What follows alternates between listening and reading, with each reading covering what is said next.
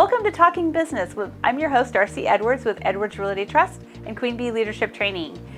Talking Business is just that. We're talking business with business leaders, entrepreneurs, leaders in the community in Hillsboro, Washington County, and Oregon. This podcast is brought to you by Expose Hope.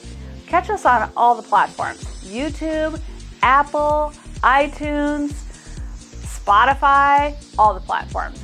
Like us, rate us, and share us. Hello, my name is Darcy Edwards with Edwards Realty Trust and Queen Bee Leadership Training. And this is Talking Business, a community outreach with Expose Hope. Today's guest is Lee Gochenour with Gochenour Photography.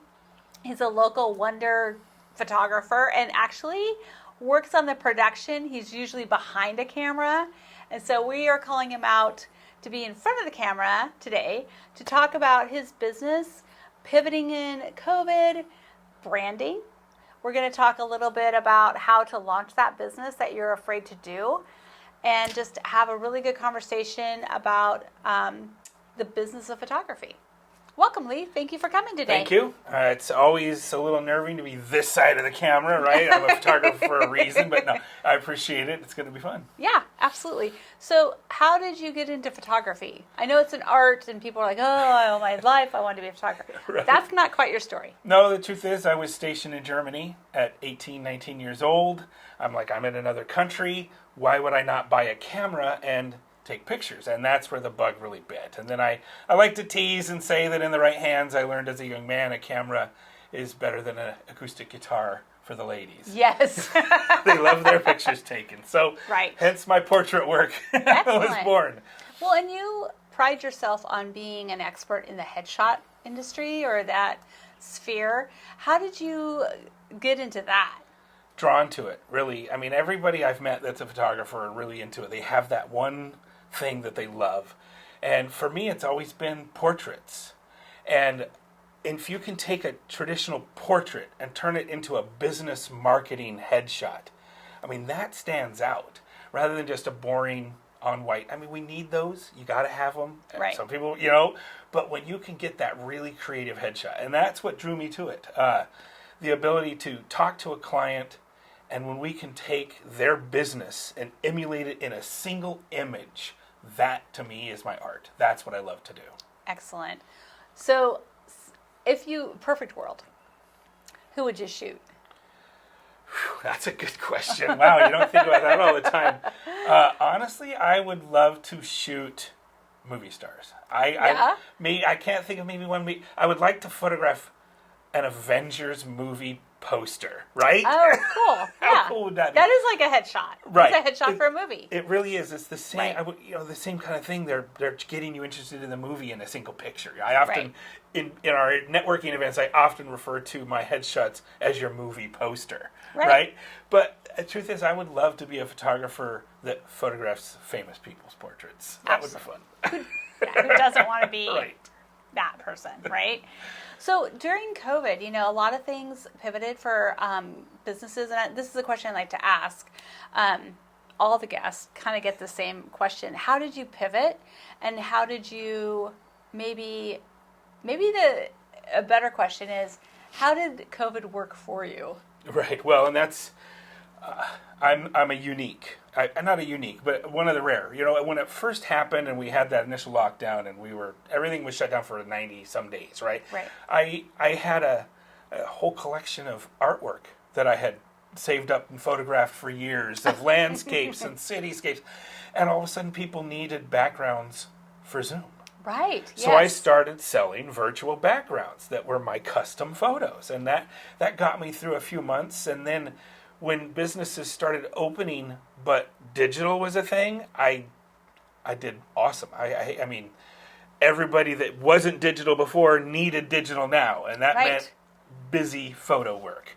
Yeah. So I did a lot of headshots. I did a lot of marketing photos for companies that normally wouldn't ever budget for that. Right. But they had to have it now, and I was happy to help them. I'm not Vine & Kennedy where I'm charging an arm and a leg to do this, right? I feel I'm very affordable for a small company, so it helped them and it really helped me, of course. Well, the other part of that is And I'll just say this, real estate wasn't horrible, No, it was not. right? So I'm a realtor.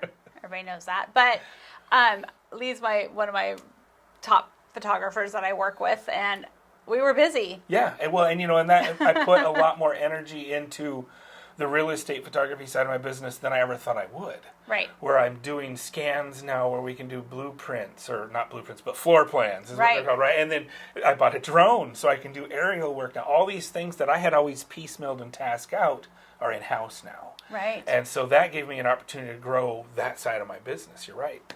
Yeah. You don't think about that all the time. Right. So what advice would you give somebody? So I saw this happening during COVID. People would either get laid off or they were trapped in their houses and never want that to happen again. And so they branched out, saw a need, started a business. What do you wish you would have known today that you didn't know then, that you would like to share as a tip and a trick? When I started my business? Yeah. There's one thing. There's definitely one thing I always go back to. Networking. Yes. I was a grunt, a soldier for a majority of my life, and I didn't understand when my friend kept telling me, I kept saying, why is that person over there getting work? And I hate to sound this way, but I'm a better photographer. Right? Why are they getting all the work? And he says, because they're moving and shaking. And I didn't understand that. And one day I finally said, you know what? I don't know what you mean. You need to tell me like a 2-year-old what you mean when you say that. And he goes, networking. And I grew up in a small town. I was in the Army at 17. I didn't know what networking was. Right. So he introduced me to organizations like BNI and Chamber, and even helped me out getting started in them. Right. And that changed everything. I'm telling people right now, if you're starting a business, Facebook is not your only friend. Right? It's a tool to be used. Networking is your main friend. You can be the best at what you do, and if nobody knows you do it, they're going to go to the best person they know that does it. Yep. Make that you. Yes. That's my advice. I spun my tires for years.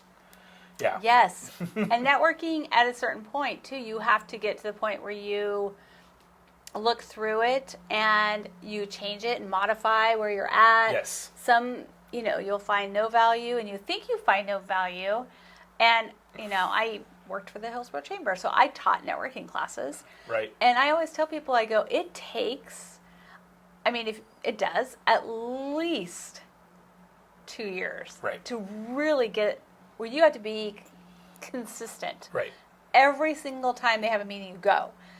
Consistency is key to those networking events. This isn't that in the Army where they say, just stay in the middle, right? No, you need to be ahead of it. Volunteer for leadership positions. Get involved in your community. That's another one to add to that. Be a part of the community. Yeah, Whatever that's great community networking. you call home, get involved with whatever tickles your fancy in that community. I guarantee there's something out there you will enjoy volunteering for. Right. So I'm actually going to send people to try to find your walk and talks. Yes. Actually, Lee's really angry, and he's going to probably kill me when we're done. So I may not be here for the next section. No. But he does these walk and talks, and what's great about them is they're little, I would say, business tips and tricks, and in photography, and doing your Zoom call right, and making sure little things are done, but he's walking in nature and all over. And so look for those. I'm sure that they'll be coming back soon. Yeah, revamped. You've mentioned that before, and it has been in the back of my head a lot. And much like this podcast, doing those things, it's hard to come up with content sometimes. Right. And COVID, if it did negatively impact me, that's one thing it did, is some of the creativity went away for a while. Right. With that. But I think it is time to revisit. And if you go to YouTube and look up my name, you will find them. I don't hide them. And I probably need to revisit them myself and restart them up. Yes, that would be fun. Well, and what I found, actually, I host a mastermind group in the mornings on Mondays. And I think everyone had a hit mentally. They took a hit during this COVID in different ways. And it manifests in different ways with different people and their mental health. So, one person might be like depressed in bed all day. There's other people that are moving and shaking because that's how Right. it manifests. But the creativity's gone, or they used to make videos. I'm talking to myself. Right. Used to make videos all the time. Didn't do it. So we know what to do. We just don't always do it. Right. I also wanted to talk to you a little bit about your work with veterans. Mm-hmm. I know that's really important to you. Can you let everyone know how can they get involved in that space and what you do for the veteran community? Yeah, I definitely, I'm a veteran. I served for 22 years in one form or another between active duty and National Guard here in Oregon. And I volunteer anything I can find, right, to get my hands on that I'm interested in, I will volunteer for with veterans. I also provide any veteran that's struggling to have a service that I provide, we're going to make it happen Right. for them. And I know enough people, I can make a lot happen for them. Right. Yeah. I was Excellent. heavily involved in a couple organizations. Unfortunately, one of them, they moved from the Hillsboro area to like Cincinnati, Ohio, so I'm not as involved in Lift for the 22, all that. Yeah. So currently I'm looking for a new group to be very involved with. But, there's so many organizations out there that help veterans. I guarantee if you look, you will find one. 22 suicides a day. That's the veteran average. Yeah. Right? And that's what they're trying to fight. So coming up here in August, there's an organization here in Hillsboro where they're doing a poker run. They used to do a car show every year. Mm-hmm. Now it's a poker run because they didn't know quite where COVID was going to be, so they didn't want to plan it. But we're going to do a poker run. So look that up. Google it. It's going to not be hard to find. I don't have it off the top of my head, or I would just say it. But I'm going to be there. I'm going to be doing some video, some photos, and riding in a really cool car that belongs to a friend of ours. Yeah, so it'll be exactly. fun. It's Yes. getting involved in the community and having. So when you started your business and you went to your first networking event, did you just walk in the door and be like you are today? No. You know that, Nancy, I because do. you were there. I was so a different person. I mean, I knew photography. Obviously, I've improved in that because it's been 4 years. But I didn't know how to be a business. Right. I didn't know how to talk business. And most importantly, I didn't know how to let people know what I did and why they needed that service. Right. And that's one thing that networking is so good at. Just naturally, by speaking every week of what you're looking for, you're going to figure out what you're really looking for. Right. And what you're good at and what people are interested in. So networking not only helps you get involved and in front of other businesses in the community, it helps you grow to be able to present better. If you can present better, your perceived value goes up. Absolutely. Absolutely. That's so true. And the other part of that is a lot of people, I coach as well. A lot of people that I coach sometimes, they're newer businesses and they've worked all their lives. They've never had that where you had to hustle and grind a little bit. And so having that part of their brain switch back on, Right. because it was switched off when they were working, the 9 to 5. And some people now are just like, you know what? I'm tired of the 9 to 5. I want to own a business. I have this passion. But the unsexy part about that is the business. Right. The Yes. business of it isn't, it's like, we were talking to people who sell life insurance. They're like, it's really hard to make life insurance sexy. Right. But you can. But you can do that. You can. So, It's all about how you present it. right. So what is your goal maybe for the next year? I laugh. I joke and I always say my goal is to hire my boss. Right. I'm a creative. I want to take photos. I want to edit photos. I don't want to make schedules. So I laugh by saying hire my own boss, but what I really mean is I need to hire an office manager, even though I don't have an office. I need to hire somebody that gets those emails, makes those appointments, gives out those, those quotes, things like that, and then I can just answer the questions that need to be answered and do what I love to do and make money. Yep. Right? That's my goal, but obviously you have to work towards that. Yeah. It's not free. It's not free. Right? But you got to have a goal. You got to have a goal that you really want. And it has to be a little audacious, a little over the top, or it'll be easy to get, and then Right. you won't savor the flavor. Right. Right. No, I mean, I would love to hire somebody. I know a few people that have virtual assistants. Yes. Is a great way to start with that, right? Yeah. And we know one that you use Yes. and Betty uses, and I think I'm going to end up starting to use because she's affordable. I don't. Well, it's not. I actually. Well, let's talk virtual assistants. You're in a virtual world. Yes. Living in a virtual, whatever that is. You're living in the virtual world, and for me, I'm super ADD. It's really hard for me to keep track of everywhere I need to go and where I need to be. I have, all these meetings. I met with my virtual assistant, and she was like, "This is so easy." Right. Like, and I gave her my calendar.